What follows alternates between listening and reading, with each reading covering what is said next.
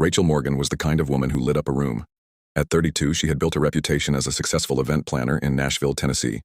Known for her charisma and meticulous work, Rachel had a vibrant social life and a long list of clients who trusted her with their most important occasions. She lived alone in a trendy loft and was often seen at high-end venues scoping out potential spots for her clients.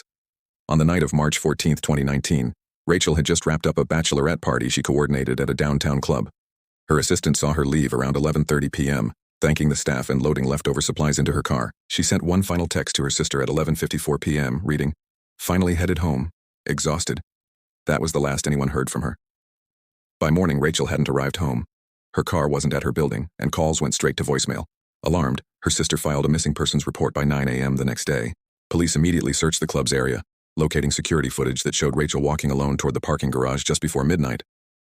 But something didn't add up. In the footage, she appeared to be talking to someone off camera, gesturing and smiling, before she suddenly turned sharply and vanished from frame. Her car was later found 2 blocks away, unlocked with her purse inside and keys in the ignition. No signs of struggle. Investigators dug into her recent contacts and found something curious. A man named Derek Vaughn had contacted her a few days earlier to inquire about planning a surprise birthday party for his girlfriend. His name raised eyebrows. Not because he had a record, but because Rachel had dated him briefly nearly a decade ago. They hadn't spoken in years. Detectives brought Derek in for questioning. He admitted to reaching out but claimed they hadn't met yet to discuss the event. However, phone records told a different story. His number had pinged in the same area Rachel disappeared from at exactly 11:58 p.m., the same time her phone went dark. Under pressure, Derek insisted he had only bumped into Rachel by chance that night and had chatted briefly. Police obtained a warrant to search Derek's apartment. What they found was chilling. In the back of his walk-in closet, buried beneath paint cans, was Rachel's phone. The screen was shattered, and fingerprints matched Derek's.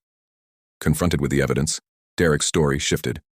He confessed that he and Rachel had met days earlier for coffee, under the pretense of hiring her. But really, he wanted to rekindle a relationship. She had politely declined, saying she was seeing someone else. That night outside the club, he approached her again, hoping for another chance. When she refused, he grew angry. In a moment of rage, he struck her. He claimed she hit her head on the concrete and died instantly. Panicked, he loaded her into his car and buried her in a shallow grave near a remote trail 30 miles out of the city. Rachel's body was found exactly where he said it would be.